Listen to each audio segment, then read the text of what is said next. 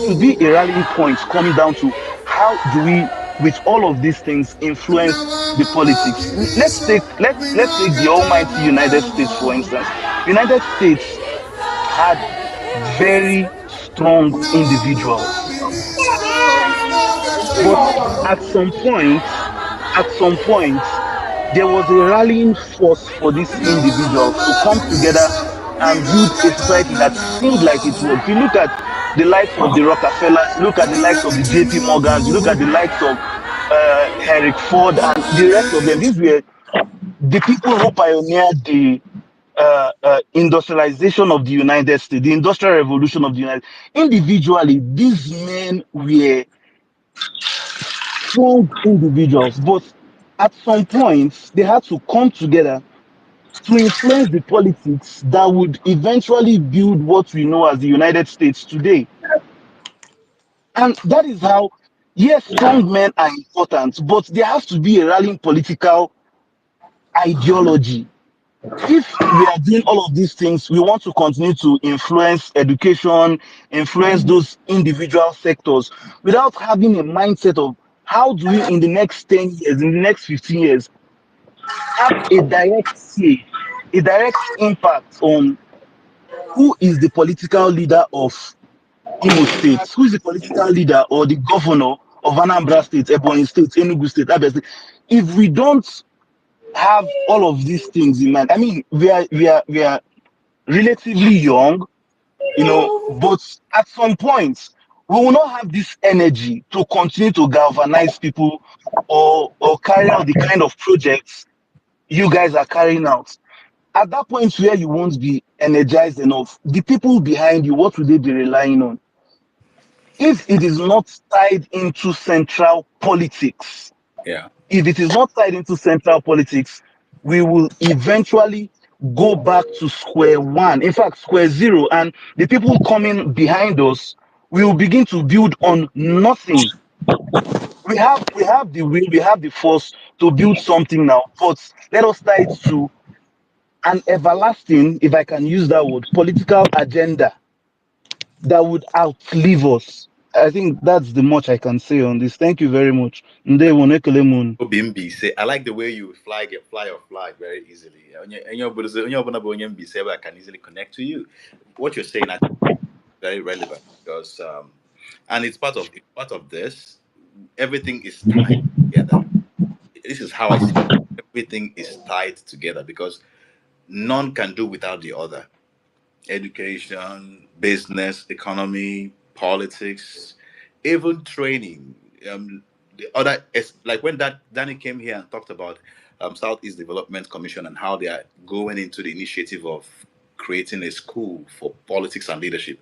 Yeah, there are many other ones out there, but we can't really have too much. We can't have too many because we don't even have any in Southeast. So the more we have, the merrier. The more the awareness, the more the people realize the importance of actually going into this to train not just those who are going to be senators and House of Rep members, but people who are going to start from the grassroots, ward chairman, local government chairman, commissioner, state House of Assembly member, and all that. So I agree with you totally, totally. It has to be part of what we're doing, and this is actually the reason why it's important to have something like a rallying point, so that decisions can be made, unified decisions can be made, right? It creates that power, that critical force when there's a rallying point. But Karap Godieva, the next person I think is watching the mellow.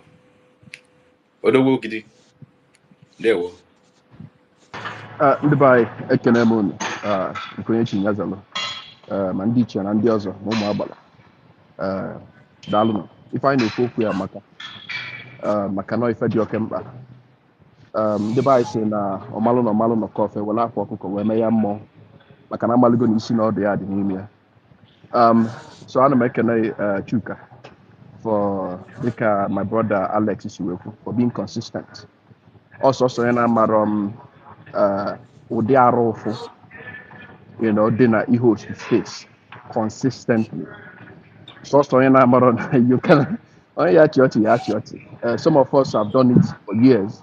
Half of us done it, I'm still doing it, but I'm not doing that much consistent because of my schedule. So I, doff my heart for you because now in Abane, also onye nwelu mmasị onye ife ịnụ ọkụ n'obi ya ama mkpa ọ dị n'ife ị na-eme na every Saturday we converge here I discuss like about you see again so ana m ebulu kpe ekene ebuli ọlụ gị ana m ekene ndị na-ekwugbolo okwu ebe a anụkọ $1 million owe nwe ike gbaa ọfụfụ otu afọ anyị si na-eme ya ụfọdụ nwere ike were ya na nwere ife a na-emepụta na n'ife anyị na-ekwu ebe a mana nke bụ eziokwu bụ na onye ọbụla maalụ na ulu dị n'ife anyị na-eme nghọtago ana onye sịkwana na ife anyị na-eme nwere isi ya nwere isi ya ebulu isi etinye ka o nwee ike nwee isi n'itinye alụ nke m ka m wee onye ọbụla kwuru okwu ekwutesi gị ka m kwuo nke m wee dịkwuo mma ọ masịrị m otu m si afụ na ọtụtụ n'ime anyị ma ndị nọ na Naịjirịa ma ndị nọ mba ofesi si ekwupụta si etinye ife nkefa si agba mbọ iji malụ ka fa esi wee tinye ife n'ala Igbo ka ba anyị wee gaa n'ihu na bụ ife malụ mma ọ ife m nwa na-eme encourage ọ ife m nwa bụ mmadụ on a private level na-eme on a very big scale maybe this is the first time m nwa na-ekwu ya Alex nọ openly n'ife gbasara education more not discreetly for basal education because there were a lot of people know, not universities and they're also secondary school from my village.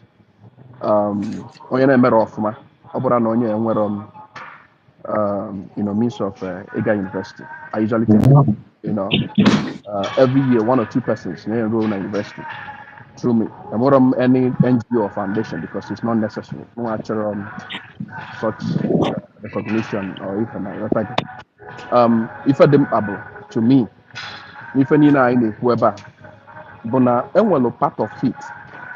I believe we have not really, or maybe we have highlighted it, but we are not really touching it the way we should, and that is the part of government. Oh, I might add, Chibweze, because me to get Chibweze co-host, or Mike to the on. And that is the part of government they play in this whole thing. Onwe ife notice ọ bụ na onye ọbụla notice here na Igbo. We've not been very lucky as in Igbo to have wonderful leaders that will align with the thought process or individuals who he developed by massively. Abro, a rocket science. I'm one of those people that once in a while I talk about a tweet, what I believe we should do. About rocket science, because so if you go about rocket science, then will indeed across the world that are willing to participate in that process, even pro bono, just coming back, periodically to participate in the process, give their skill and all of that, because we can't have Ndibo doing exploits around the world. Ndibo, Bulunda Mama, the most educated community in America, but Nigerians, and the healthy percentage of that, Bundibo. I've mentioned it is something that is out there online. Anybody can verify this. So we can have this level of, people know at, places may change in the world, but then where we are from does not reflect, the level of ingenuity, I'm well. So, or something they, is difficult for someone to kind of put it together that these people are doing well across the world. But then if you go back to where they are from, it does not necessarily reflect, that in Fanwell. So Obolo na will issue with leadership. Na Nibo.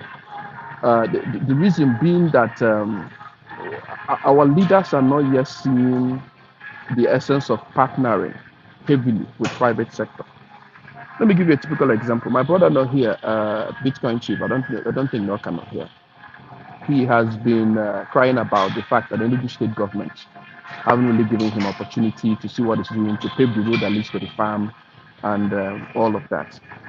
Have you ever thought for 1 second if government would just pay attention to what he was saying? That also goes to different, and other people that are willing to invest heavily. So, if you have desire the government to open their arms and embrace these people, making it easy for people that are interested and know what they are doing to come in, pour in their money, establish things so that they buy on your Igbo. Because an Igbo will never develop to that extent we want it to develop. Move out of an Igbo. Let me tell you the ideology of the Western world. They will do everything humanly possible to attract the best minds. They will do everything humanly possible by making sure they attract the best of the best around the world because they know the more people are coming, the more they are developing, the more they are sustaining. Our own is that our people are living. So that is the difference. Our people are not staying back. Our people are not moving back. Because often they move back. Often the bright minds are there making money, living standard life they are supposed to live. You don't have to move to Lagos or Abuja or even outside the country to experience, a glimpse, not even to live it, but just to experience. Just a matter of time. I've said it will take just a decade for an Igbo to develop to that extent actually. More than any retain our young minds. Every year, there were thousands of Igbo and I graduate from different universities across an Igbo. And of course, across Nigeria, before from Igbo extraction, Igbo not there. That mean a greater percentage of them don't end up in an Igbo. So what does that tell you? That the young mind, because the future is the youth, the future abroad the old people, whether we like it. So if you are not investing heavily, in the youth, in their education, their skill sets, and all of that. What it means is that the future will remain what it is. That's why you see the kind of project being executed by Nibo, by these old people, is the one that they are used to. That is what they've been used to. So there's really no reform. There's really no refreshed, upgraded or updated, anything you want to call it. Their iOS, is actually the old version.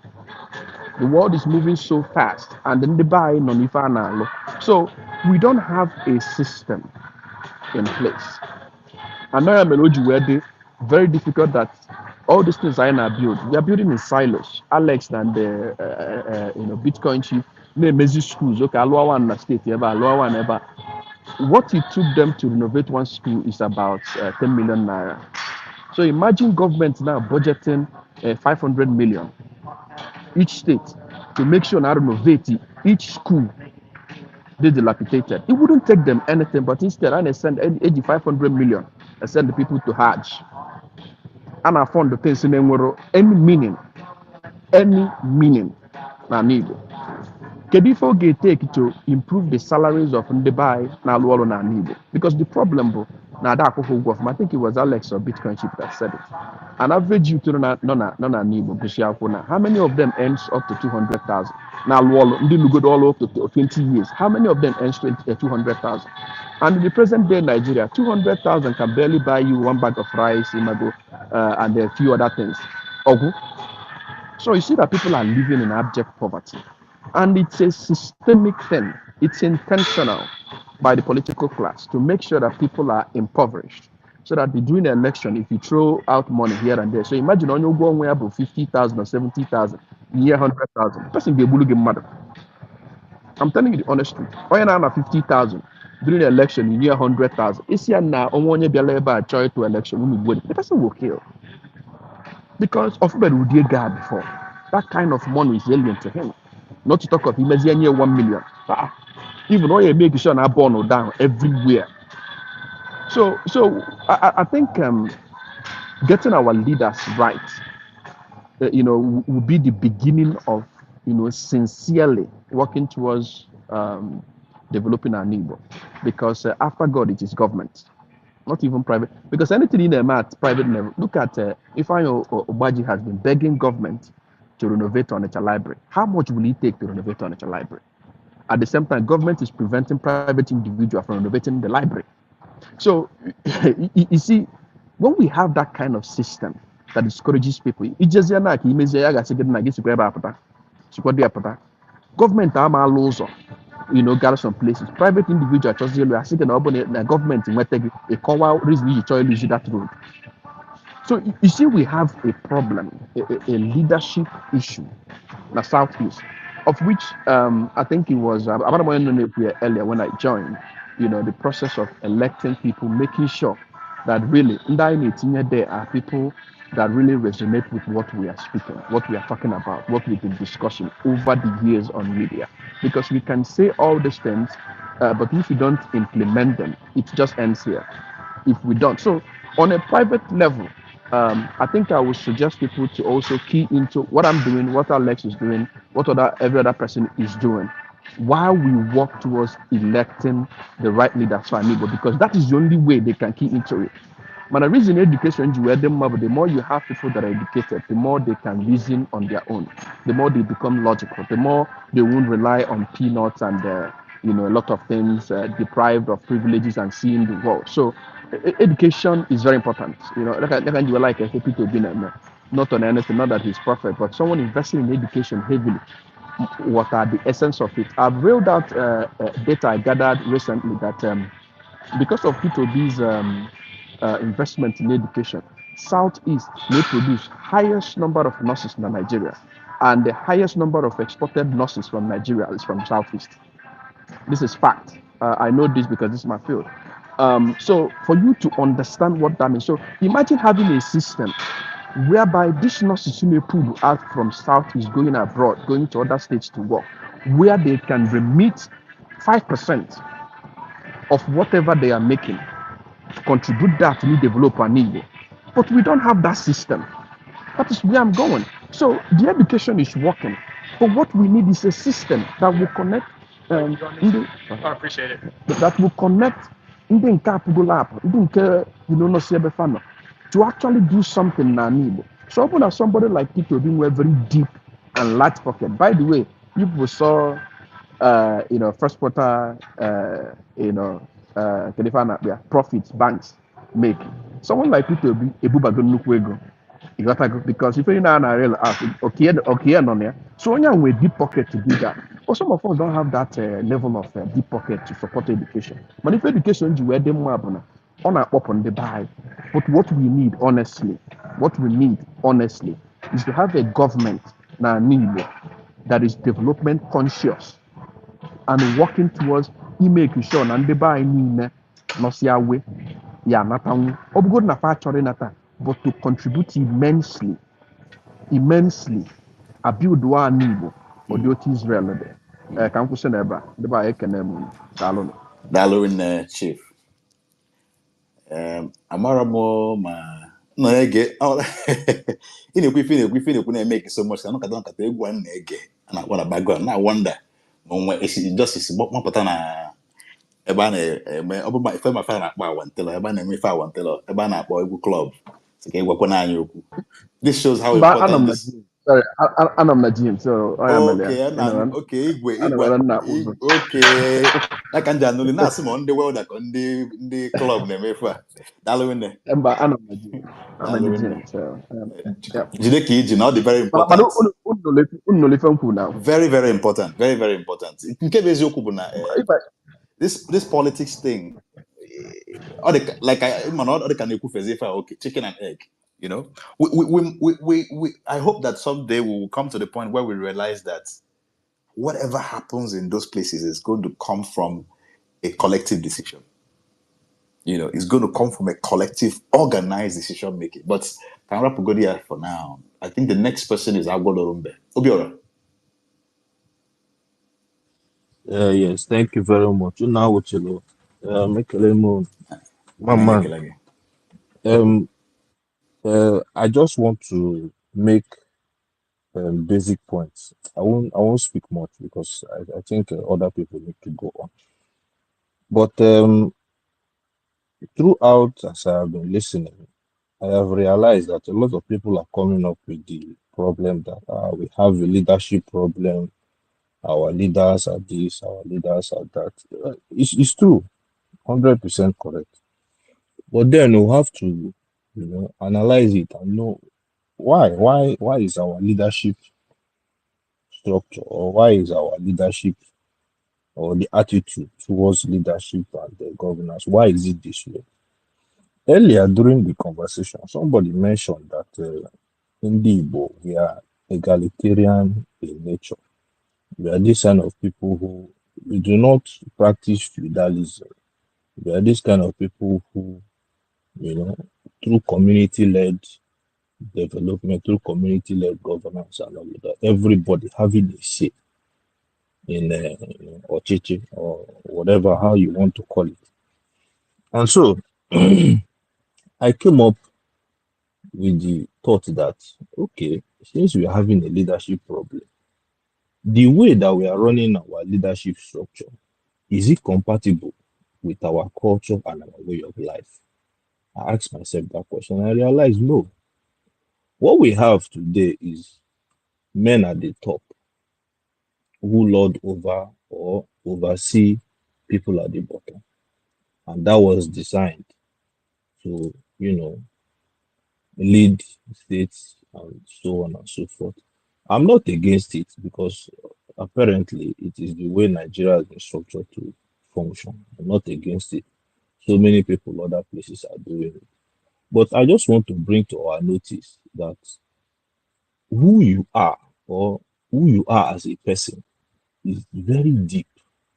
Onye Igbo ka onye Igbo is very deep. Ojiomeme is very deep. And so if you want to separate the things that make you the elements or all those processes that you have gone through to become who you are, if you want to separate it from how you live your life, you begin to encounter some sort of contestations and problems. Let me give an example so that I'll be as clear as possible. Now, in the comment section, I wrote that we have to start from Omona, the basic family unit, that extended unit. Start from there, align it with the ward levels and so on, and then scale up. What happens there is that by the time you incubate leaders from those little groups, those leaders will continue to move up the chain. It's something similar to what China is doing. They move up the chain because the more competent you are, the more you are rewarded. Instead of this one is this one turn, this one is this one turn. That time has passed. And so this is the system we are supposed to follow. And this is the system we are now following. That is why we are encountering leadership problems. This is my theory. Let me call it a theory. So in case people want to dispute it, I'll call it a theory. And now, I strongly believe that if we are able to go back to our cultural systems, to scale it up, or to behave, okay, let me give another example now. When people discovered the wheel, they put it to a cart, and then they use a horse to pull that cart. After some time, they realized that if they are going on the wheel, it's shaking too much. From there, the development of suspension came out to make it easier to drive. They found out that, maybe before or after, they found out that, the wheel is wood. It doesn't last. So let us put rubber. Continue like that. Let us put air. Continue like that. Before you know, from that basic principle of that wheel, it moved into this automobiles you're seeing today. It grew from there, scaled up to these automobiles and beautiful machines you are seeing today. And so my my advice or my contribution today is that let us look at what we have, start from there, and grow up to where we are supposed to go to.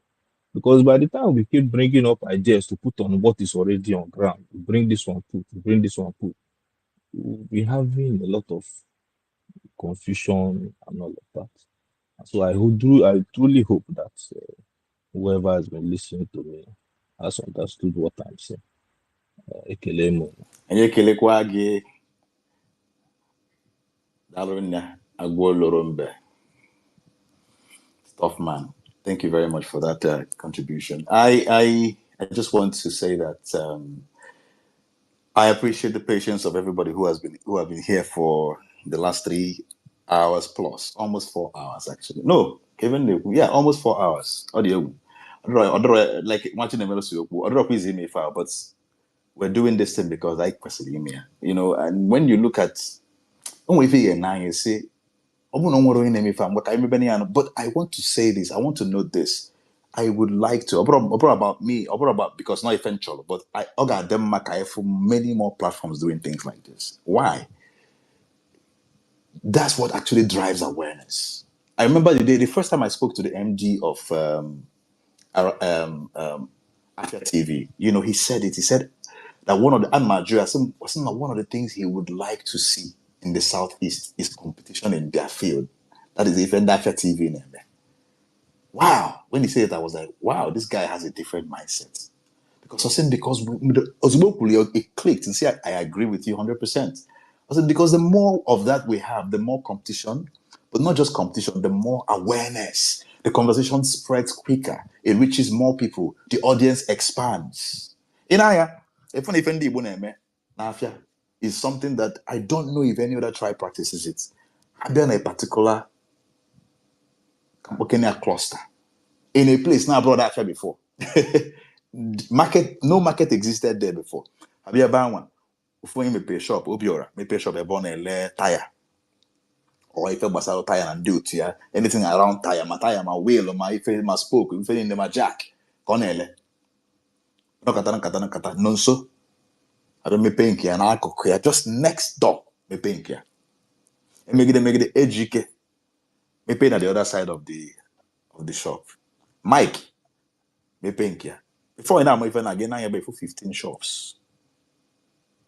The next thing I football, people who were around that place, let's say Ndi Diego. So that don't akutu on a convert here. They repurpose it for shop business. And where's the nana? So when was it ejike bagoni or Sunday abia me pay here. But one year work but one year work me pay here almost here. Before now my friend aga and went 55 shops in that Apolosia a market. From a small shop to a cluster to a market. What they are doing is that they are expanding their markets. They are expanding their target market. They are drawing attention to that particular space to the point that that place becomes the most important spot when you want to buy anything about tire. That is the power of the collective. And because of that, found well an understanding amongst themselves how were rules of engagement, how were ground rules that helps them sustain that system, how were collaborative efforts that you don't break it. That way, it makes it possible for all of them to sustain each other without idea. And then sometimes actually to yourself from Taiwan or somewhere. If you find a Jaffa, come and check about motor plane Jaffa waste go for. If you in a Jaffa, and those are toy after different show. You can say different show. Olu de kute selo nyo bono if onyo bono cho. Atoya bata. They understand that, and before Imalife got the whole country in that country hand on here, or the whole city, and then just back they go to this is exactly the same mindset that can be applied to what we do as Omebo. If man spread here, eco-fonia days it's not sustainable. They're not. They hope now get me one day. Will go beyond having shops, physical shops, to actually creating an online marketplace. Imagine na Alaba were marketplace. Kafan Kende Aba, Area were marketplace. You just go to area.com or whatever.com. It is in AliExpress. And one system that will make it work to the point that it is credible. People don't go and buy things that have problems. It literally expands the market to the point. When you've been at Gambia, when you've been at Kenya, doesn't have to fly all the way to Aba to come and buy things anymore. He can just order things from there. Essentially, to Ebono. That's the power of the collective. We're already practicing it in different spaces. When it becomes total culture that we have completely understood, would the high game will shake Africa. Not just Nigeria, will shake Africa literally, because we always start high on a boozer. In fact, somebody put here that in Otosukwebo in Biafra, Africa died. What he was trying to say is that ndị Igbo kwesịrị ibu ụzọ wee gosi onye ọbụla. Ọ bụrụ na ọ maka na anyị kwesịrị ibu ụzọ no anyị aka olu. No. No, onyinye e nyere ndị Igbo ọ dị too rich. Anyị ada touch dị at all. Onyinye e nyere ndị Igbo ọ dị too rich. But the power is in the collective. The power is in the collective. Let us move to Honorable Kelechi. ụmụnne m ya dịrị unu na mma. Adekwalo gị na mma. I'm extremely happy to join this conversation, and you all have spoken so well. Um, from my gatherings, having listened to everybody, it points to the direction that in order to develop our region with the Southeast Igbo, the question there is how big do we want to go? But fortunately, we want to go as big and bigger and biggest as possible. Then it requires not just strategic, multifaceted approach, like a combination of empowerment and political advocacy, like our brother rightly stated, cultural preservation, our social unity first, in order to really understand what we are up against. But think about it this way. At this point, these are not the days of the last 30, 40 years where we didn't have the internet. The opportunities that we have today will actually cut short the timing that is required to take the Southeast to an enviable height, a height that no one has ever seen before. You know why? This is a region where, if not the best, most talented ingenuity when it comes to human capacity. Unfortunately, we've not been able to harness those energies in our own region. Take some of the Asian tigers, we call them the ASEAN countries, for instance. Most of them, Taiwan, they don't have any mineral resources. Zero, nothing. Singapore. These are people that built themselves out of nothing. In fact, if we are to learn an experience of how to turn the Southeast to be the tiger of Africa, we have to look to the ASEAN countries. We have to look at Singapore and see what they did. It happens that they did this when there are very little access to the global market and the internet. Now we are actually in a much, much, much better position. And like everybody has rightly stated,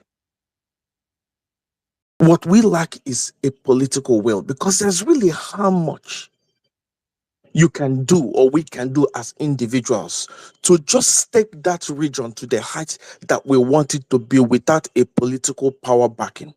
Now, look at the new created Southeast Development Commission. The gentleman that is the current MD is doing incredibly well. And what can we do to see how we can synergize our effort with Mark Okoye and the rest of the team? It has to be absolutely political, because then when we have that will, we can drive money down to the region. But you cannot just get money and pour it inside the ocean. Then it will be a waste. Let's take India, for instance. I'm trying to just bring these things down to the things that we have control over. In the last quarter alone, just in this last quarter, India made $35.64 billion in export of textile. Textile. I'm not saying any other resources that they have, like tech and everything, only textile, aqua. They made almost $37 billion. In the same period, do you know how much the Nigerian state made in the export of crude oil? 17.30 billion, accounting for almost 70% of our total net export as a country. So what it means is that even within the Southeast region, Aba, for instance, was a hub for such a mercantile. If India can boast of almost 38 billion in the first quarter of this year, imagine if we can direct our energies within our own region to do extraordinary things on those items that could gain us resources in the likes that even the southeast may be richer than the Nigerian state. What I feel we have to do now is, because our ideas are absolutely phenomenal, how can we break through in order to channel our forces with a political will? For instance, if I go to the World Bank to go get a loan, that loan will come to me at less than 1% interest, and the volume of the loan will be probably big, huge, in the millions of dollars. But they won't give me because I'm not a nation state. Many a time you need access to liquidity, access to capital to do these big things.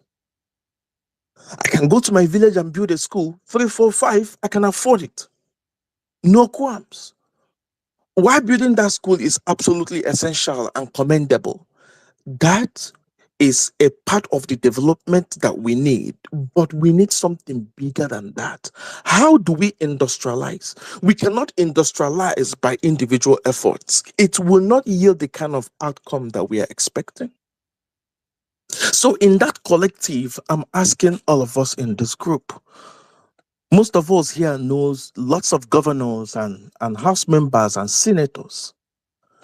Kedu ihe anyị ga-eme to reorient our mindset dịka ndị Igbo on how we can seize the opportunity now within the Southeast Development Commission to work with those people, to use them as a ladder to drive investment, to drive capital, to drive training in our region.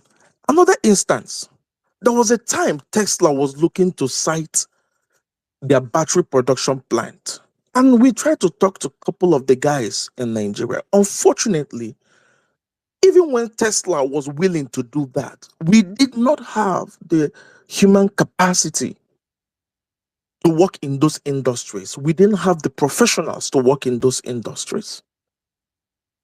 So how can we build a compendium of professionals? And you don't have to go to the university. We have this joint venture program with Japan and Korea and Taiwan and Indonesia on the possibility of taking our young people, maybe in their 30s, 30, 40, 50 numbers, take them to these countries, get them trained in a certain field, and then they return back to the Southeast. The question then was, as they are returning, do we have the industries ready to absorb them? Go and see what Singapore did. Go and see what Taiwan did. We are actually starting much, much better and much more sophisticated than them. So in this group, honestly, I cherish each and every one of us. Bitcoin Chief, Obimbi, say all of you, Breza, my brother. If we can have a formidable force that will start reaching out first to the, because we can't, I won't tell you now, oh, let's go to Asorok and talk to the Tinubu's team. It's not going to work. Let's go and talk. How can we engage directly? And it has to be selfish. How do we selfishly engage directly with the Southeast Development Commission and share what we feel we can do to move the goalpost from where it is today? There are immeasurable opportunities. The president of the African Development Bank is a very good Nigerian, a detribalized Nigerian. We've worked before at SADC. He's a good guy. How can we leverage on each and every one of these people, even within the Southeast businessmen, the business community in the Southeast? We have individual guys that are billionaires, but there is no collective. How do we break through that ice? How do we bring everybody to a common cause and let that cause be, what can we do as a collective? How can we form a cohesion, a strategic thread integration within the all states on moving the goalpost for the good and betterment of Igbo. I will be very, very open to continue this conversation with each and every one of us. And trust me, believe me, we will make exploits. So long as all of us now are sounding, it's like we are speaking in the same voice, because enough is just enough. We are all here in the US. Some people are in Canada. Some people are in Australia. Some people are in Germany. We've worked with governments in some of these countries that we have inhabited. And we have seen how things gets done. We've participated in high-level multilateral meetings where some of these conversations happen. When El Rufai was the governor of Kaduna State, he was getting close to almost $78 million from the International Fund for Development. Do you know there is no other state in Nigeria that was able to get those funding? Because El Rufai had the information. He had access to that information. He did all the paperwork, and that money was coming to Kaduna State almost every quarter. International Fund for Development, the IFD.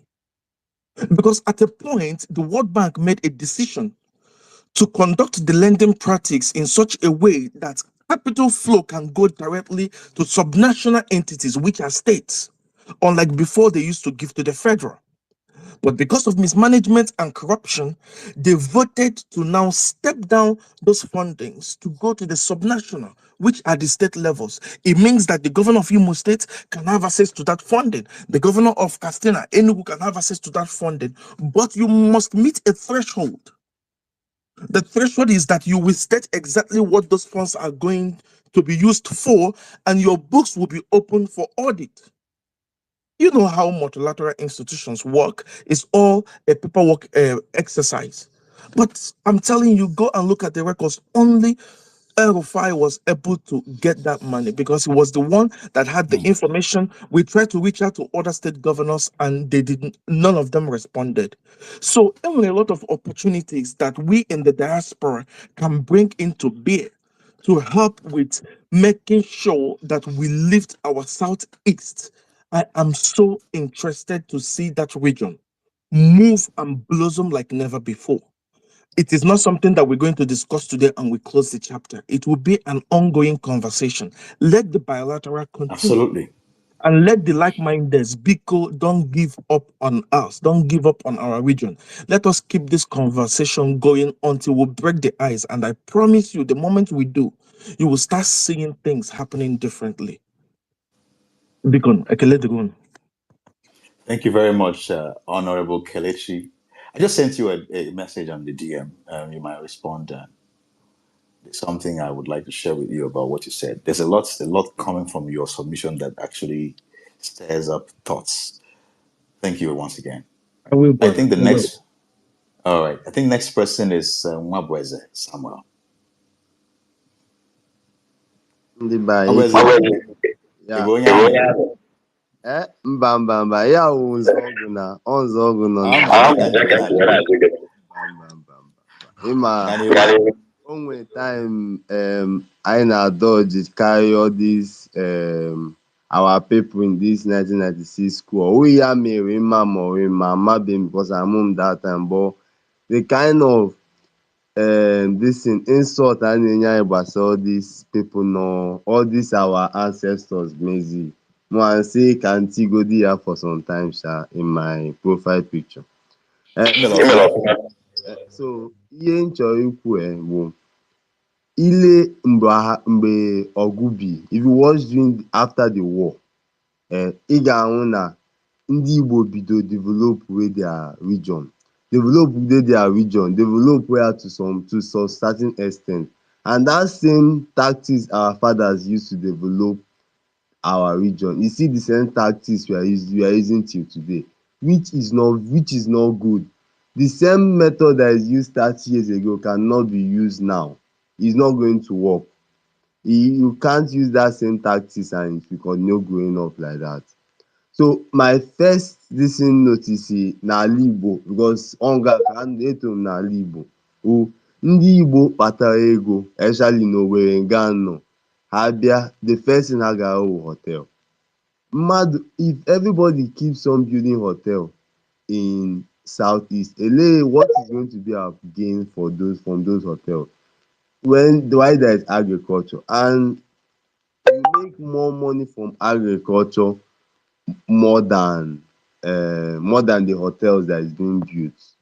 So that's one. Then secondly, now for southeast, Igbo land needs to be industrialized, and Echekikwalam, industrialization in southeast can only be done. Edelami and a comment section before to if we can have steel industry in southeast. It's very hard, but I know it's possible because a steel industry in the southeast now is going to change the dynamics of things in the whole of southeast.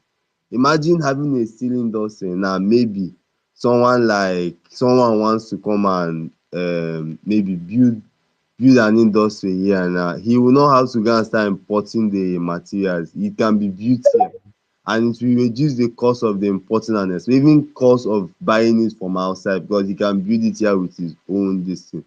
If it's in terms of development, in terms of human resources, southeast have human resources. Even ịbịa dị na university sef nwere ihe ndị a na-ahụ with limited resources. Ị ga-ahụkwa na southeast nwere human resources. There are a lot of intelligent and ị gakwa na catchment in Nigeria. If you go to JAMB catchment of Nigerians now, you will see that southeast has the highest catchment. Ihe ndị ọzọ na-eji 180 aba, ndị si from southeast nke iji 200 aba. That is to show you that Igbos are very intelligent and they are regarded by the government as being very intelligent. So if we can have a steel industry in this state, and it's going to reduce the cost and bring in a lot of foreign investors. That is what I've noticed and my observation so far. Thank you very much. Thank you very much. Mwabweze. Mwabweze. I like that name a lot. Okay, let me just do housekeeping. This is the Money Show. You've been listening to a conversation we have every week.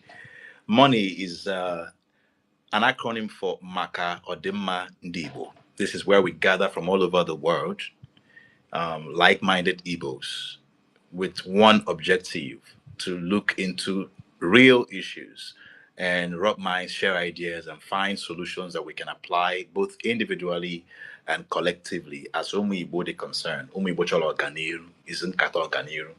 And we do this every Saturday, 8 p.m. West African time.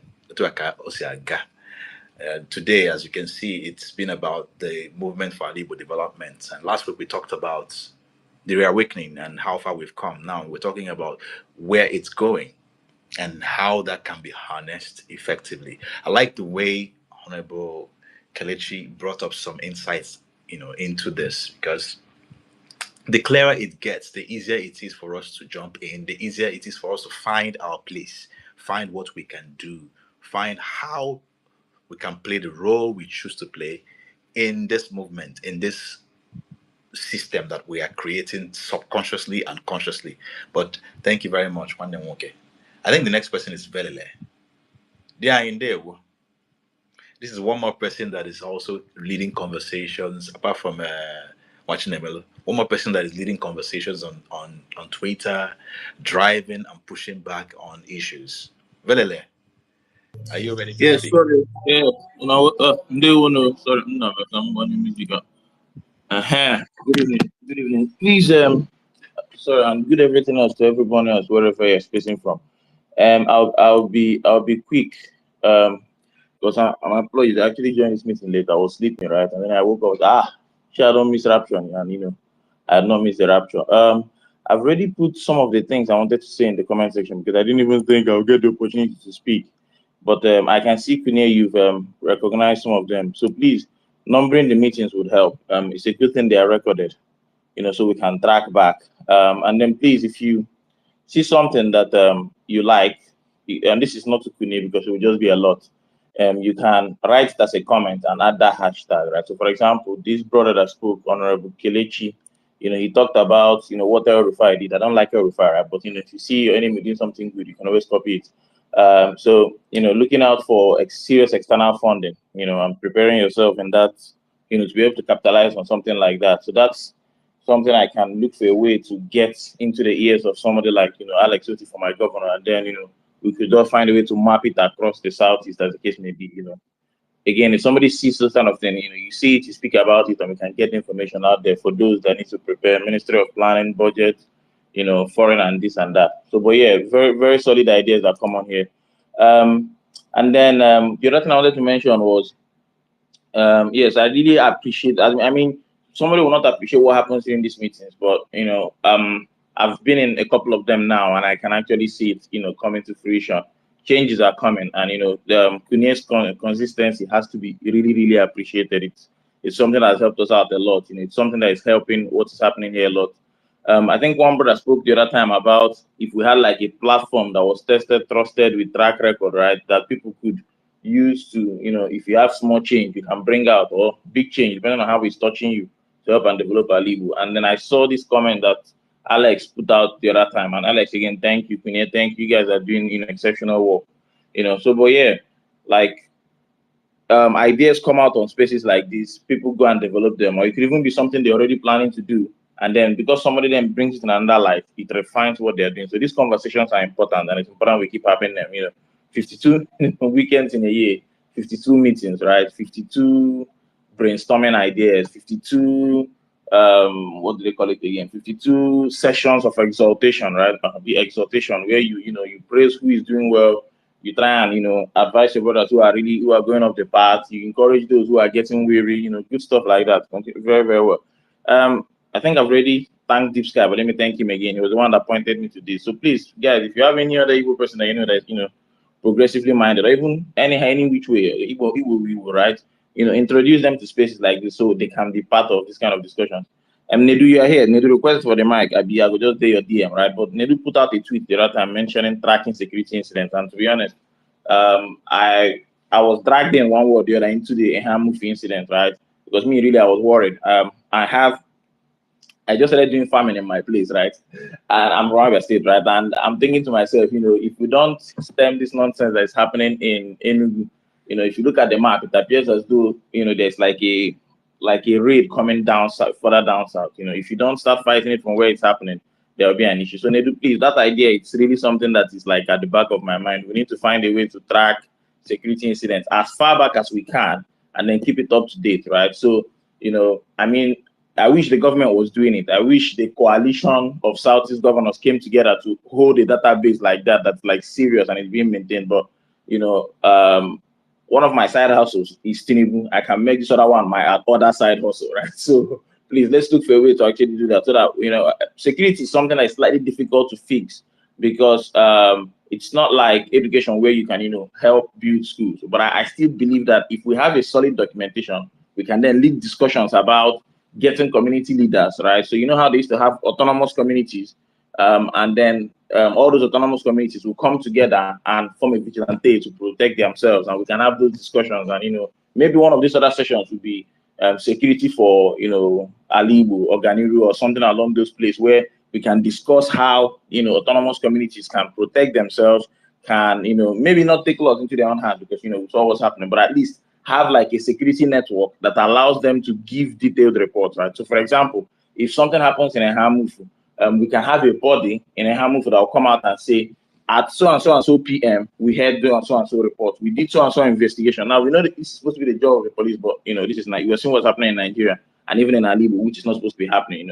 With the level of education that we have in Alibu, with the level of intellect. I mean, this is not intellect and genius that came up in this generation. We've been like this for ages, right? We're some of the oldest. So some of these things that is happening elsewhere should not be happening at home, right? So setting up those kind of things and having those discussions for me, I feel become very, very important. But I believe like one of the first steps is going to be this thing that Nedu has talked about, where we find a way to have an archive and a constant track of security incidents, and then we can have discussions around, how we can, and that would also help us, prevent distortion of narratives, which is what seems to be the running thing now. That is our APC party, where A will happen and you come out and say it is C, D, E, F, G that happened, right? So yeah, again, thank you so much, Kunye. Thank you so much, every other person that comes on this space to speak. Really, really much appreciated.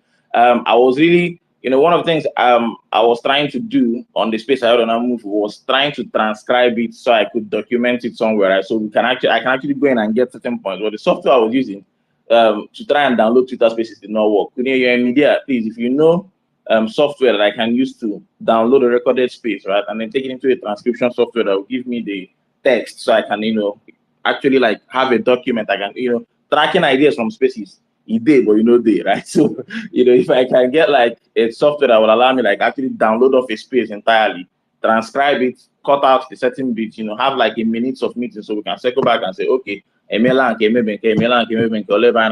as the case may be. So yeah, thank you so much, everyone. I really, really appreciate it. Thank you so much, Velele. I like how your mind works. Honestly, I'm happy to help. If I knew now, I went through this in the beginning. This is the 49th episode of this show. When we started, I'm not try far. It wasn't working very well, but eventually we figured out a very easy way, but it takes time, but a very easy way to get this done. I'm going to share that with you.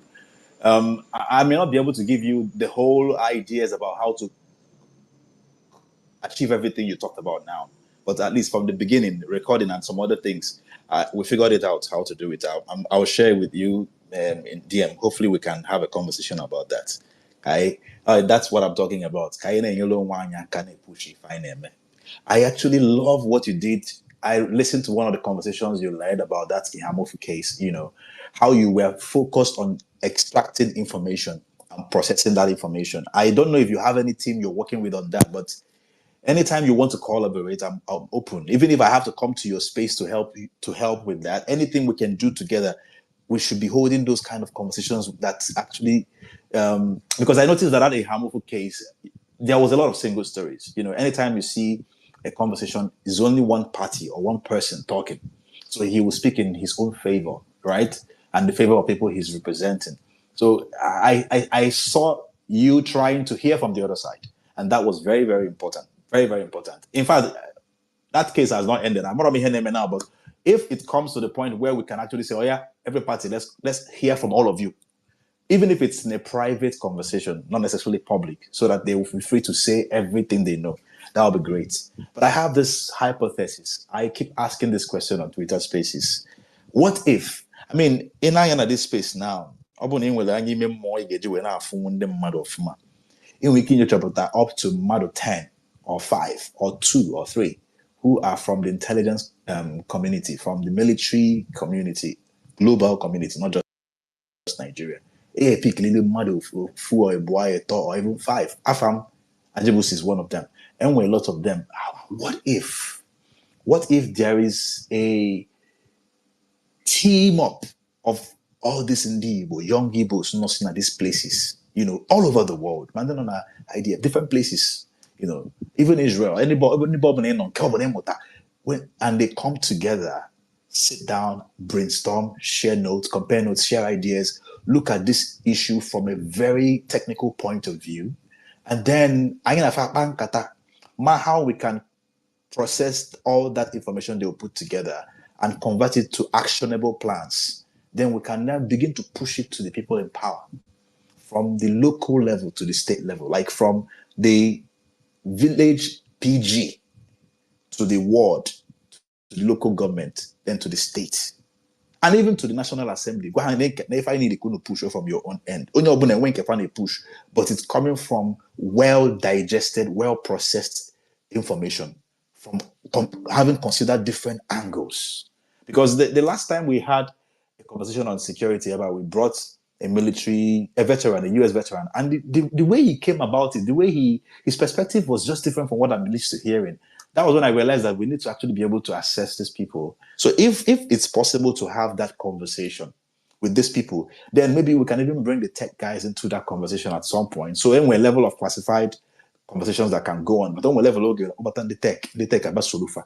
How to implement through tech, or using the tech as a tool, like into cybersecurity and some other areas that are deep, right?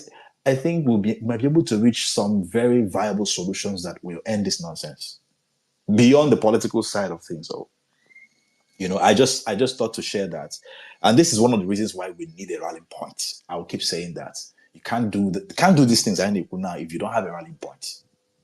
If everybody's doing their own thing, you can't do these kind of things. But when you have a body that can speak loudly, and then you begin to recommend sending letters, even the governors will honor you. They will respect you. They won't take you. They won't ignore what you're doing because how many people go about it on social media in Subadi, So we need to keep thinking about these things and how we can bring these things together. Sorry, Yes, and sorry to yeah, and interrupt. I'm Did you glad you say said this that, is Chika. number 62? Money show number 62, Abby? No, number 49. 49. Sorry about that. This Thank is number 49. 49. Yes.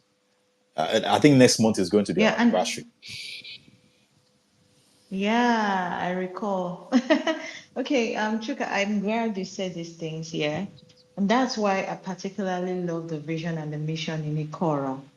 Iwatago, like a group of very selfless individuals who just want all the amazing things going on in our Igbo to have its day, to be able to try as much as possible to give, more voice through building a stronger voice collectively and not just individual voices. That's why I particularly like that, because if you look at the trajectory right now of the major problem Igbo is suffering from, it is that disunity. We have the brains, we have the HDI, we have the um, financial strength, we even have the diaspora backing. It's just to be able to, unite. And I think that every single intentional, will I say, external interruption has always targeted that you know that unity issue. Every single time it seems like in the butchery back on like this, some set of anarchists and confucianists will just be sponsored and it will just go back to square one. But if we can focus, without the noise and continually work to unify him, I don't think that any region or nation on earth will be able to, withstand our strength as a collective. And I know it's worrisome saying this because, of course, it could inspire some anarchists who might be here anonymously and stuff like that. But we have to say these things with our chest at some point, Yes. like, guys, it's either we sink or we swim. Hmm. Which one are we going to take? Because it's no longer a, massaging the truth. It's no longer a kind low to watch it. It has now become a sink or swim. It's either we start pushing these things now or forever, keep wallowing in our individual brilliance and in our individual intelligence. And I promise no strong society is formed on the back of very strong individuals. It is only formed on the back of very strong group of individuals. That group has to be there at the end of the day. I mean, why we have these conversations. So, because wherever you are, let's think about these things. It's okay.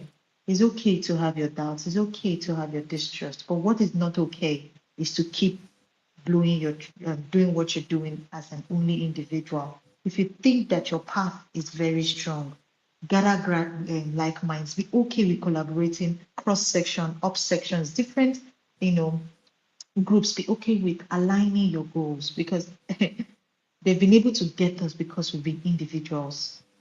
And that's what has been killing us, that individual thingy. The meaning to become together as a strong. I mean, a lot of people are talking about tech, and I smile.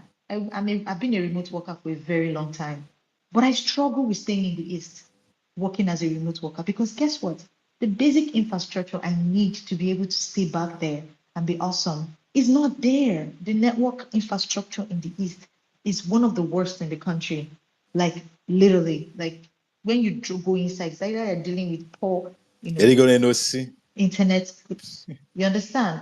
Internet network or normal calling network. But then if we are trying to teach people tech in Alibo, we would need the data infrastructure, the internet infrastructure. Is it everybody that will put Starlink? These are the issues, and that's why we have to come in collectively and look at these things holistically at the end of the day.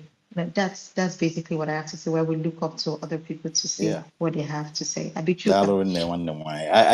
with you 100%. I was sorry, no, a long time ago, but I can't tell it now because father raw. But Chuka, I feel To add to what she just said, I'm very glad that she highlighted a whole range of very important points here. Let's think about this and see how possible it will be if we can have the first Southeast Development Summit in collaboration with the Southeast Development Commission. We can bring in the African Development Bank, the IMF, the World Bank, and different other multilateral institutions in this summit. They will be very interested to hear what we have to say. We can also bring in the China Development Commission too. Those people will be very interested to listen to see how they can benefit from shared resources, investment, and funding. China will be very good at that. We can also reach out to the Russian Federation. They are doing a whole lot of development projects now in Burkina Faso, and it seems to be going well for them. So we have to go under the umbrella of the Southeast Development Commission as a political cover, because ijebego onye ndị iro gbara ogige. ijebego n'ebe a na-ekwu n'ime ụlọ. I want us to win, and we just have to win. I understand. The thing is, I like where you're going, really. I like maybe Neje. Come on, where I get losing now and you're anymore. That was why you send a message, you know. Off your mic. But there's this thing. Two things. One, Bona, okay, take it some time. You know, okay, take it some time for us to get to that point with Southeast Development Commission for one simple reason: is the government institute. But at the same time, we hope that Mark Okoye will come out. I think there has been people have extended invitations to him to come on Twitter and talk, engage Igbo. You know, let's just and I hope he does that soon. It's very important. It's not very good that other people are speaking for them. It's important that they stay in front of the game and speak for themselves, speak about what they're doing, not just in Zoom meetings, but doing interviews. Like, reach out to the people. I completely agree. Reach out to the people. Speak. Agree. It's a government institution. It's not one small institution somewhere. This is actually one of the largest. Exactly. So it's important they come out in the front, share, yes, and then have people ask them questions.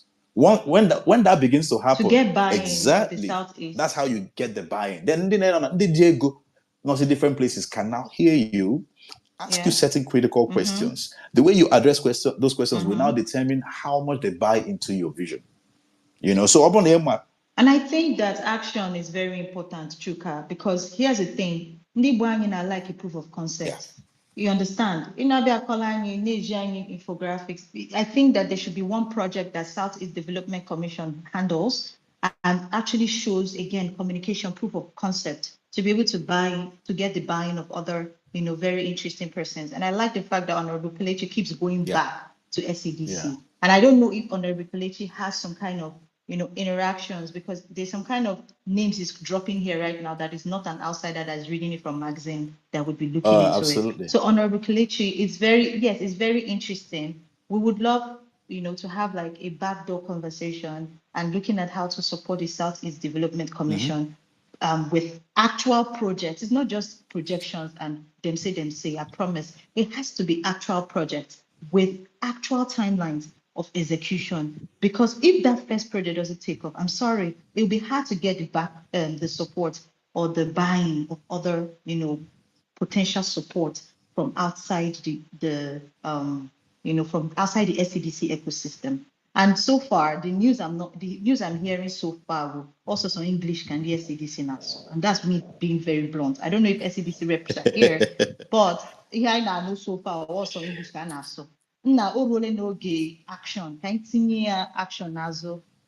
What are we championing? Are we championing this? What is it starting with that? And bidogo, Hugo projection, Hugo budget. I didn't know Hugo back at the SCDC. Apart from actual projects, maybe not updated, but I would love to be updated. Yes, I'd love to be updated. And a lot of people would like. Yes, and a lot of people would love to be updated as well. Yeah. So maybe I'm not saying it. Then that would be communication gap issues that Chuka just talked about. Again, it's either we are looking at projects or we are plugging the communication gap. One of that has to happen. Absolutely. I agree. What do you think? I agree 100%.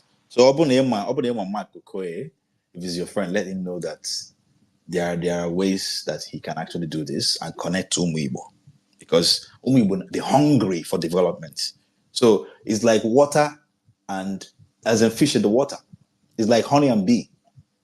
Just use the right language, take certain actions. People will see, they will embrace what you're doing. If I Anyway, let's hear from Godwin. Mr. Godwin. Okay, so thank you very Ndewo. much, Chukwugozie, everybody. Considering all the previous speakers and everybody that's been listening. So I'm actually impressed. I've been listening, and I thank all the previous speakers, for all the brilliant submissions that they've put up, and for Velele, and I'll give you guys some solution on the back end on how to, get all that transcription done and be able to, you know, um, get the filters that you need to archive and all that. So I'm going to make this quick and short. Okay, so electing the right leaders is the key. Okay, because you cannot really move um, to enough progressive agenda by yourself as a private individual or as a private entity or group of people without having the elected leaders actually helping to provide that facilitation, not in terms of funding or finance, but just clearing all the obstacles and all the hurdles bureaucracy that might present, that might tend to make it impossible for you to implement some of the visions that we've talked about here. Um, we know that, and I'll be honest, I'll be blunt, and I'll be honest, I'll be, straightforward. This current government, as it's constituted, are not their key goals and objective is to prevent value and prosperity from getting to Igbo land, plain and simple. I've seen it, I've experienced it firsthand. We all know what Batnaj went through with geometric, how it was, frustrated. We all know how Alan Oyema with Airpeace, how he tries to get route to London, how, after doing all the inspection and spending hundreds of millions of naira, how that was frustrated. We all know same thing with us. So all these things. So the thing is, we have to really, really get our key leaders in position of elected offices in the Senate, as governors, to be able to actually facilitate and no, not like I said, not funding, just removing all the obstacles, removing all the um, all the barriers that would allow us to implement what we need to do.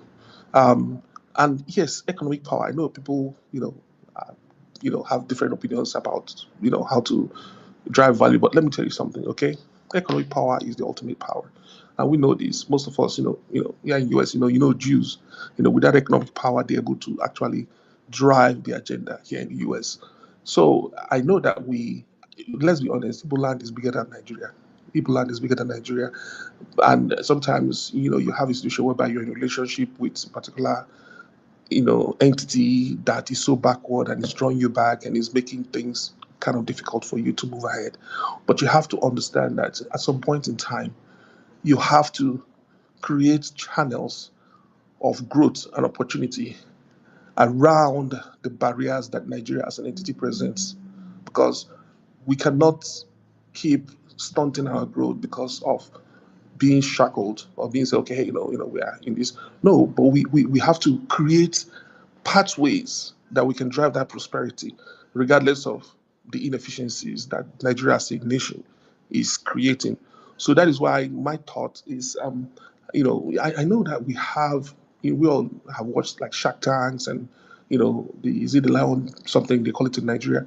We can create a situation whereby, you can create a situation whereby we invite business owners. It doesn't matter what industry they are. They have need for funding. They have need for access to capital. They have need for some kind of advisory, mentorship, and all that.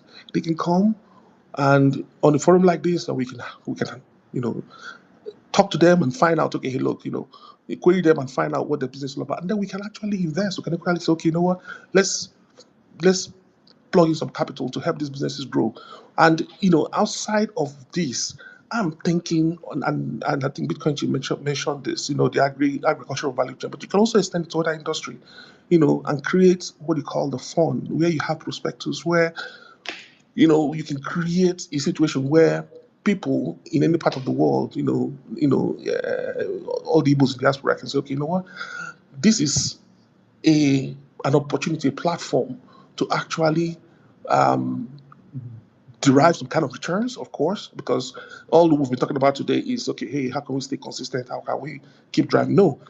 Why don't you tie those initiatives with benefits so that way, when people can say, okay, you know what, I'm going to invest, I'm going to put in my money, but at the same time, we're going to structure these investment opportunities, these portfolios, these funds, like the likes of, Mitt Romney, Bain Capital. I know most of you know Mitt Romney, Bain Capital, Stephen Schwarzman of Blackstone, Harvey Schwarzman of Carlyle, and Robert F. Smith. These guys, what they do is they create funds that actually invest in businesses, various businesses, multitude of businesses, and the returns and these are superior returns that deliver to investors that invest in these businesses, and they deliver superior returns to investors. But what makes them special is that they set aside a small fraction of their cash flow to supporting non-profit initiatives. So the investors get more than enough profit or returns from their investment, but a fraction is committed to say, okay, you know what, let's help, let's drive certain non-profit initiatives. I mean, let me be honest. I look at your platform as something like Associated Press. If those of us in the US, Associated Press. Associated Press is the non-profit news media that actually is unbiased, that drives news to everybody, to even news organizations. So we can even set aside, create that kind of fund where we can say, okay, you know what? Part of the non-profit initiative is going to be Alex's initiative, something like Kunye. Those are non-profit initiatives, to use a platform to educate and to share information within our community. And you can, and as a non-profit, as a Kunye non-profit, we can keep, creating that value chain where a fraction of that fund that we create can be channeled towards, okay, let's do this for Alexandria, let's do this for some of the non-profits, so that those fractional, we call it fractional investment, those fractional disbursement that we channel to non-profit will be used in perpetuity to sustain some of our efforts, while the actual investment that we're getting is superior, is above returns in a way. Compare that to the ordinary investments in Nigeria. And we can do this. We can create portfolio that will drive this. We can have a situation where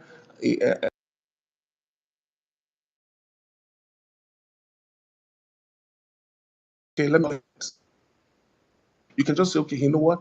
We are selling units of those funds, units. Maybe each unit can cost maybe $100, maybe $50 or $10. And you can buy as much unit as you want. You can buy 20 units, you can buy 400 units, depending on how much you want to buy. It's more like you're having a sharehold, an equity in that fund. And we have that situation where they can now use that to actually direct investment to something like Nemeko Biri. I know he has been doing his own, Nemeko Biri situation and all this other situation, all these other sectors in Alibo. That is the only way we can be able to get this done outside of having the government, because the government is not committed to our prosperity. Let's be honest. They're not going to do. I know they have. I went to SEDC website, and most of the faces I'm seeing there are faces I know very well. And these people are not really, really good people. They have the board, the governing body, and all that. I looked at them, I was a little bit heartbroken, because these are the usual culprit, the usual suspects. So let's just create a great pathways that we can control, that we can actually, drive. But in the overarching objective is to make sure that we elect good leaders that will actually break down the barriers and remove the challenges, that obstacles that are there to prevent us from actually doing what we need to do. Thank you. That goes to very insightful. Very insightful.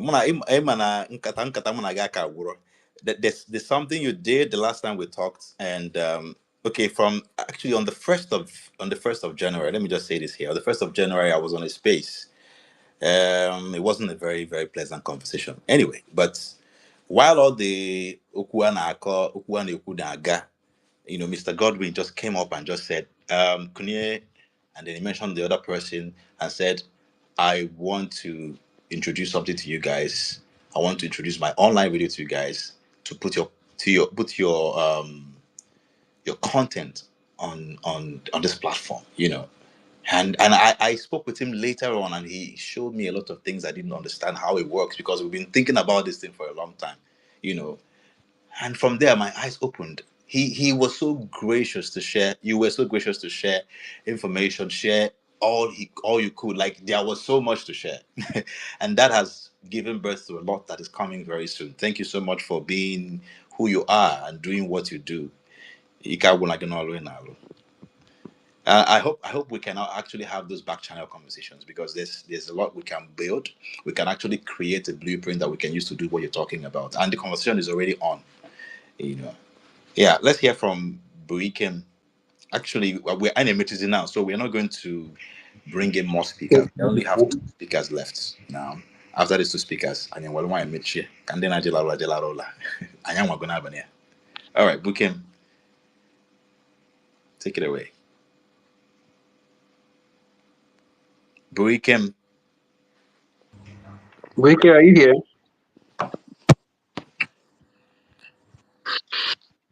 I know Yes, you. absolutely. Okay. Daniel. Oh, ekene m onye ọbụla. Asị m na I am very, very happy to be here today because these are part of the conversations I love listening to, and some point when I feel like I have something to contribute. I love doing it because as a young Igbo youth, I believe so much that development is a collective mission. Ọ bụghị ihe ofu onye na-eme. And this is the reason why I want to correct a misconception about ihe nwanne anyị nwaanyị kwuru regarding disunity, not being in unity in Igbo land. The issue we have is not disunity. I feel the Monday the united as Igbo people. The love is natural, it's inbuilt. So when they talk about disunity, I look around and I can't find any. But the misconception is that now our forefathers, there is a reason why whenever they want to discuss on how to move the community forward, or when they want to come together and do something, there is a reason why they will always say na anyukoma miron or bofufu. They keep making such statements until the conversation as regards to whatever development they want to embark on is comes to a conclusive end. The reason is because there's something they understand about themselves that we think, or we of this generation, we are not understanding. That thing is that only Igbo, an Igbo person believes that he can do it alone, with or without anybody.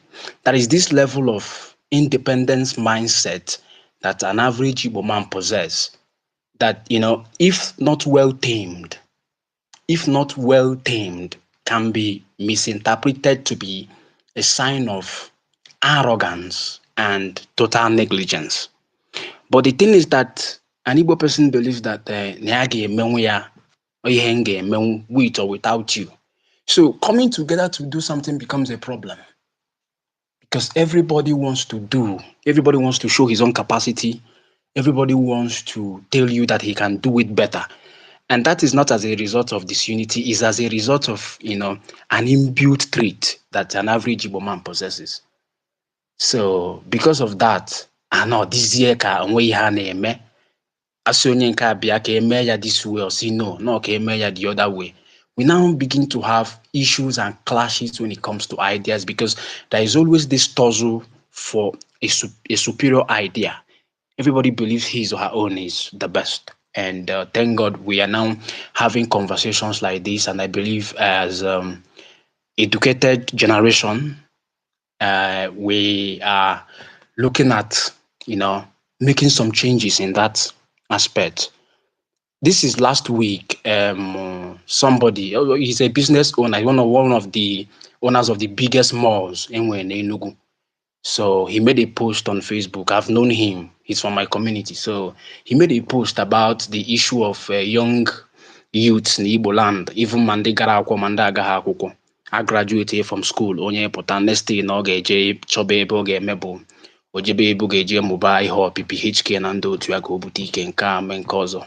He was like lamenting that na ndị youth adịghị ekwuzi agba boy, like ije boy bụ onwe isi na-ekwu agba boy. Na onye ọbụla chọzi ihe ọ ga-eme ka ọ bute ike imago nke taa ka echi. So I came under the comment section and I saw what young persons were dropping there. They were like, oh, Koji HK, sorry, Koji boy spend their 7 years na aka ọga ọnọsịa. Then when the time comes for settlement, ebido kọwara ya akụkọ stories like na ebo ya na onye oshi asị na o mere nke ọzọ na omegho nke ọzọ, then achọ a way to just push him away without settling him. And there were questions of like, ego onedo bụ ihe nwa aja settle mmadụ n'afịa, or 1 million naira ka ya enye onye gbalụ boy 7 years, a whole lot of things. So they were like, Yigba boy is now outdated, that it should be ascribed and all that. So I saw all that, and the man was trying to defend the aspect of India lesser money for settlement. He was like, Igba boy mainly on the basis of how much you are settled with, but it's the business knowledge and network you were supposed to create during those periods.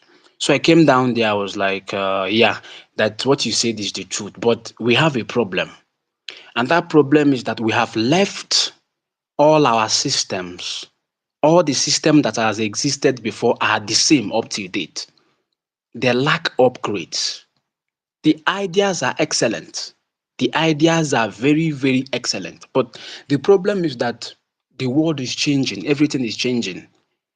And because of that, some of these ideas, some of these cultures that lacks upgrade with the current situation of the day, the generation at that time will definitely not buy into them. Not because they are bad, but because they need upgrade. They need to measure up to the standards of the day. So after that comment, he called me on the phone because he already has my number. He called me on the phone. We started having a conversation, started talking, and he was like, what can we do? You see, no problem. Let me develop a framework. I just used the night. I worked on it 2 nights. So I came up with something. I said, look at this, or for the thing.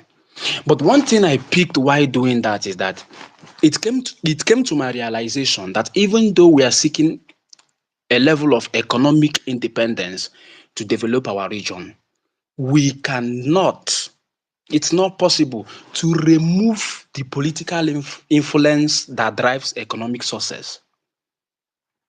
Or the whole possible. Because while I was working on the framework, I began to see that there is need to bring in the collaboration of, lawmakers. Because I was looking at having something like doing it by state. And I was like, we are looking at Igbo land, Igbo boy, Igbo and Igbo concept. So I was like, Obo Oniya Gemeson Enugu, Anambra is involved, Ebonyi State is there, Abia, Imo, I was like, how do we do this thing so that it will be, a collective reformation in the aspect of Igbo boy in Igbo land? So I was like, okay, which Kekage if we should meet Enugu State, may we lobby a House of Rep member. I was like, okay, can this bill be presented to the State House of Assembly? How do we go about it? If it is achieved in Enugu, what happens to the people in Anambra? What happens to the people in Ababoyi in Imo State? How do we do it? Then I was like, okay, we have the Southeast Development Commission.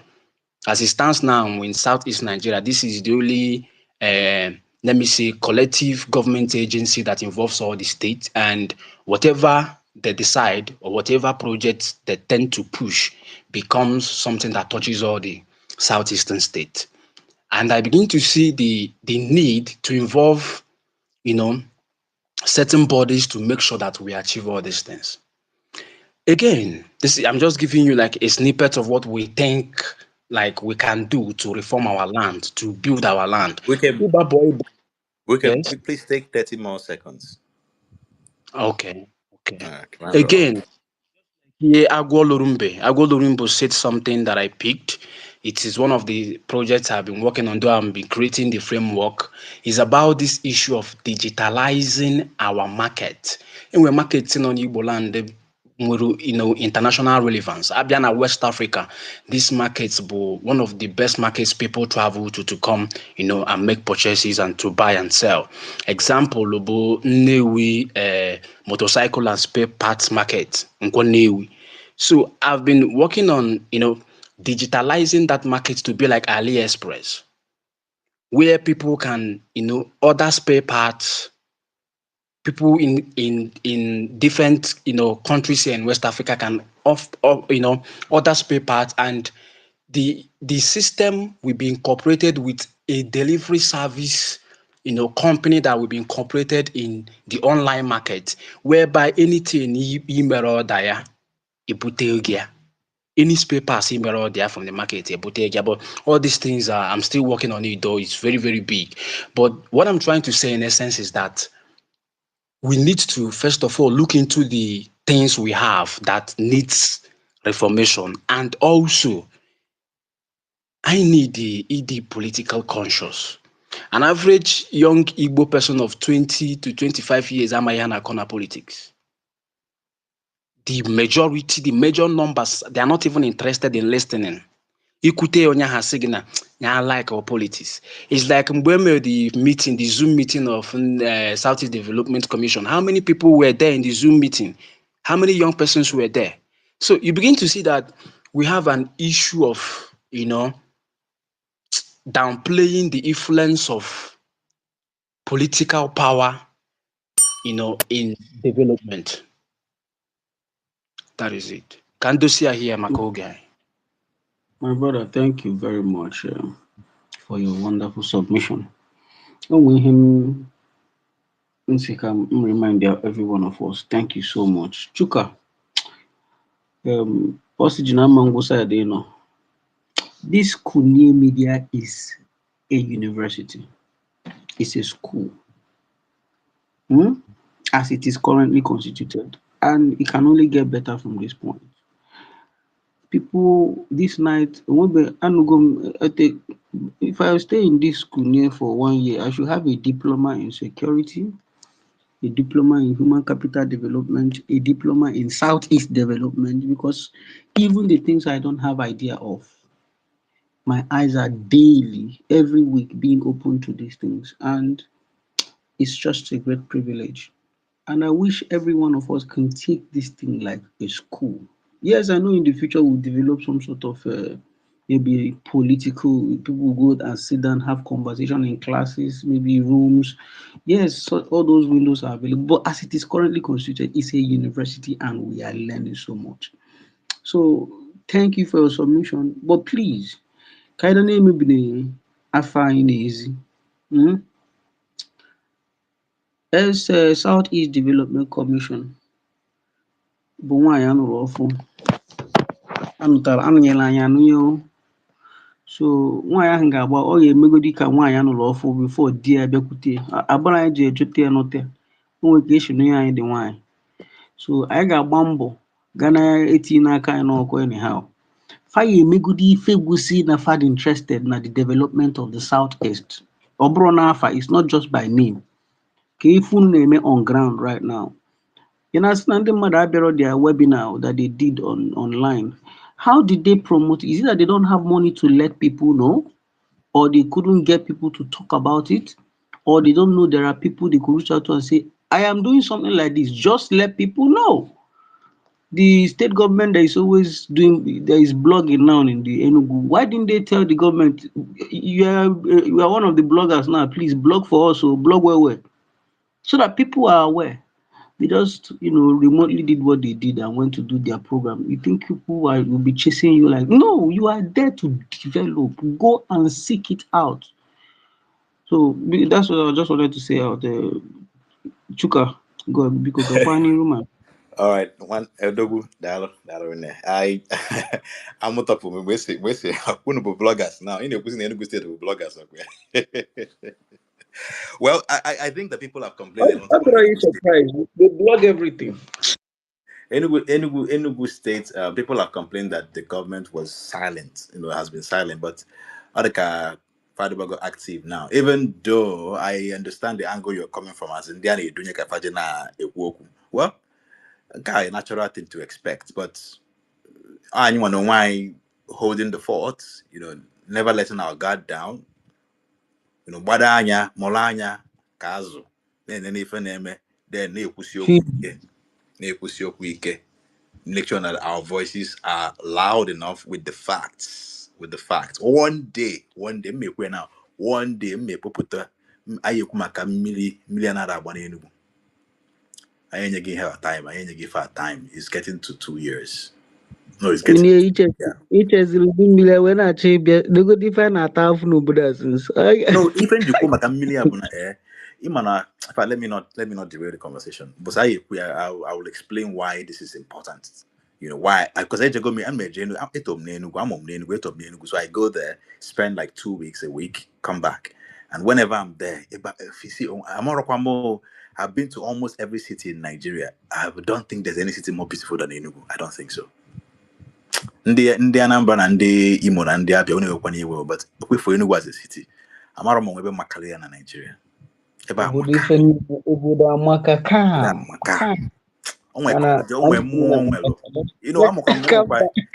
Negative things people get about Enugu and the Enugu I understand, but if you want to just live a good life, like have a peaceful life, just the air is just fresh. Everything about it is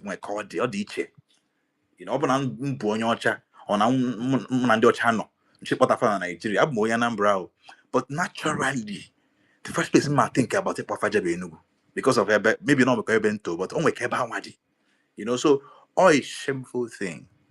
That's such a beautiful place, former capital of Igbo. Ebendi Igbo kacha alone.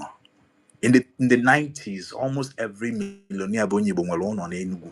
Every family I be, financial university, secondary school, or primary school, or Air Force, or Federal. Then. It is a shame that such a beautiful, big pride of Ndibo in 2025. Shh. And we were born with these infrastructures. We grew up here with these infrastructures. That I didn't know any tank when I was a child in Enugu here. Yeah, no, I don't. We don't have it. I will open the shower in the middle of the night. The thing will run. I will go and if I finish eating, I'll go to the sink and wash the plate. Come on. And somebody is saying 90 days, I be 180 days. That is not going to ever come. I because I got I won't all the possible self. We'll see we can invite somebody from the government. Call a lady in a mellow one, you fine. Kafa bebe call line, then I go fuche and bunye fuche. But let's just end this conversation with our last speaker, Amara Obilo. One night. There we Amara, take it away. You have the floor. Amara Larogola. I mean, I've spoken earlier. No. Amara Kekuroku. Amara Obilo. Oh, okay, broke on one can be me. Amara, man, ain't a good picture. A picture now for Tony. They can work. Less more transgender. Amara Square. Okay. In the absence of a woman transgender, what was that?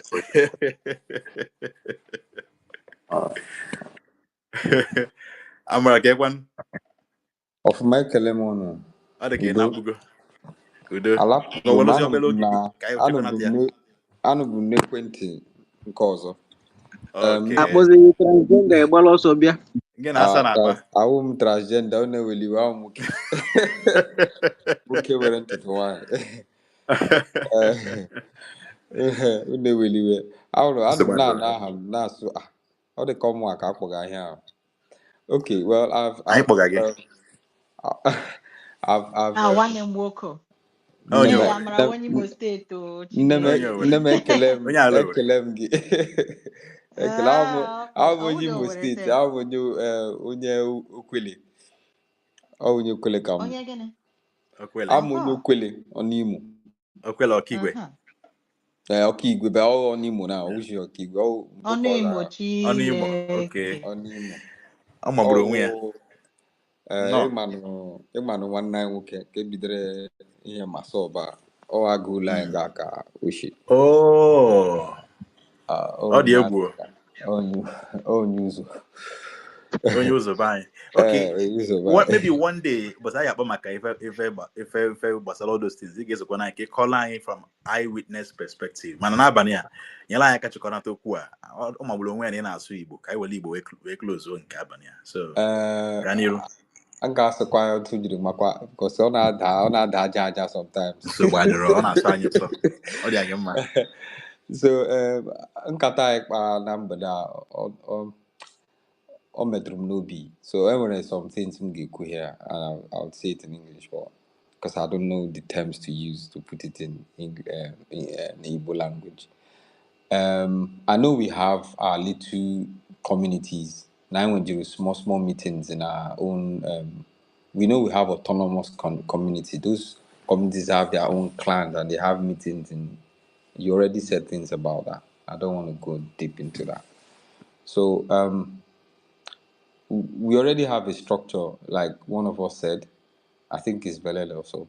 We already have a structure. We just need technology to enhance them. I'm into cybersecurity and computer networking. Um, I I have my own like a whole network where I do collections of things, but just basically on information gathering and just cybersecurity based testing and testing networks and see how to protect businesses. That's what I do. Though. That's my job. I'm not resided in the East, but from the ideas you guys have put together, I think it's just one simple thing I'll say here. We need to have a device for collecting data, and we need where the data will be stored, and we need a secure location where the data will be kept. If it's going to be in the cloud, if it's going to be physical, but it has to be protected. And that data being protected means you're creating jobs for people, and that the data will comprise of a lot of things: our environment, where things are kept, how things are done, because those things are other countries they do have all those things in their database. So those are the kind of things we should think about. Like I'm just saying generally, if we have these simple things, we will be able to gather information when there's S-men attack. We'll be able to check ballistic information. We need to check about cameras that can pick or recognize faces, things like that. I'm just saying it layman tongue so that layman's language so that everyone understand where I'm coming from, because we don't have the information of attacks. We don't know when it's going to happen next, or where it's happened, or the footpath, or the way these people navigate. Because if we have this data, we'll be able to analyze it and then know how to protect our environment from invaders. Whether we like it or not, there are a lot of invaders, not just Fulanis. There are also people coming from other African countries, knowing that Fulanis are doing this and they're getting away with it. They speak some languages that are not basically Fulani languages. So we don't know where and how they are coming in. But if we have a medium where we share and disseminate information in our little clans, like have technology, maybe like we have a texting system, we have a voice system, we have an alarm system that triggers. We have this stuff we use in calling people for meetings. Can we upgrade it? And I call it Ekwe for meeting. We need to update. If you start updating little things with technology, like instead of having Ekwe, you can have something like an alarm. When the alarm is sounded 3 times, there's a meeting. We need to gather. And when the alarm is sounded, like it just have a blueprint or a structure of how to secure our environment, how we communicate.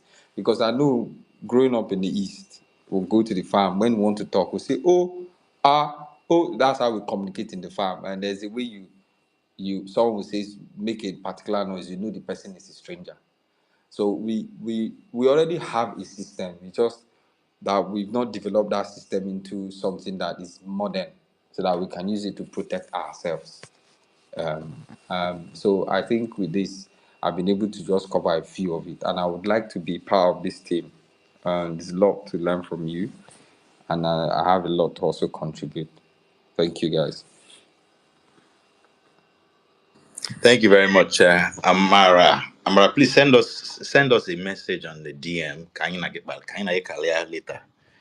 On our day, when we see people with this special trainings or skills that we can apply to many things. If I in now, if I in America, and this is the advantage we have over our ancestors. You know, umaka to ala nu ana na if obele nwa na akwụna enu kwuo isi wee fụ okay na ana n'oche wee fụ ya ụmụaka sizi ya na na-eji do na run the thing now. It's the same thing with this. So with technology we can actually go further, we can actually achieve much more, and it's with tools like this. Yeah, dalorin and one okay. All right, this brings us to the end of this conversation. It's been very, very insightful, very encouraging.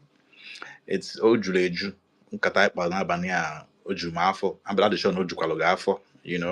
I am very grateful to everybody who has been here from the beginning and from the midway, and those who contributed in one way or another, especially those who commented or submitted some very succinct ideas and thoughts, and also to those who shared the space while we were having it. Thank you. I na-ekenekwa ndị nọ na Anonymous, ndị na-achọrọ ka efu irufa. I na-ekene gị, ọ dị mma na-ege ntị. I want to encourage everyone here to share this space, let people know that we had this conversation and come back and listen. But like I said earlier, we are working on putting all these things together. We're recording everything. We're working on putting all these things together on a radio platform, Kunia Radio, so we can have them on rotation. People can listen to them over and over again, 24 hours rotation with other contents that we're looking at adding to the platform in the month of April. I just want to note this. Ikora is actually an emerging group. I am part of it. A lot of people who have spoken here are part of it. We've been having that conversation for a long time. For almost 9 months now, we've been having that conversation. Well, why? Because when you want to build something that will last, you take your time to cover all ground, make sure that the foundation is well put together, and that's what the effort has been about for some time now. Now we're getting ready to come out publicly, and then see how quickly we can have people coming and play some vital roles. I didn't want any supreme leader or anything like that. No, I had as anything as a only when I try for game. That's what it's about. And like Daniel said, the website is going to be ready soon. The first phase is going to be ready this weekend, or early next week. But the main thing is in kind of just because everything is built by the people in the group, everything. And I get more people from different areas. Just like this, our brother now into tech. The tech like a lot guy give a tech again, man. The accounts, like a lot if anything accounts again, man. The project management, like a man can the project management. We want to be able to build a framework that can carry almost any project Barcelona Igbo. Any project that is about development, no matter the size. A vehicle, a house that will be able to carry it.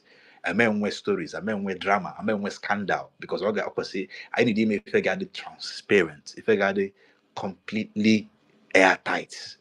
And then when any problem, they didn't charge up, but that's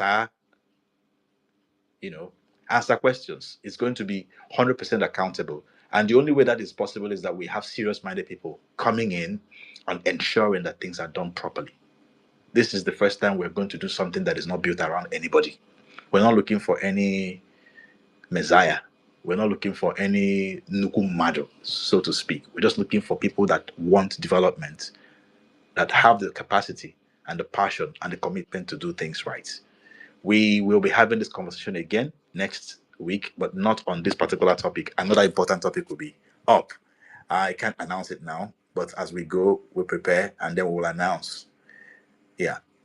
this is where we end it, and it's been beautiful. I want to especially say thank you to my co-hosts, Priscilla Amadi and Chibweze, and everyone else who have been helping us in the back channels, helping us put things together. All in our Amaka, if in a case we appreciate all of that. We hope that we will move this thing to a different level from next month. We'll touch more lives, we'll touch more people. It's so good to see that we are coming together finally to be able to have conversations, to be able to look at things with the collective aim of finding solutions. Also, Chukwu ya gozie olu anyị, Chukwu ya kwado olu anyị, and we will move Alibo forward. Thank you so much, everyone. Till next week. Ya gazielu no.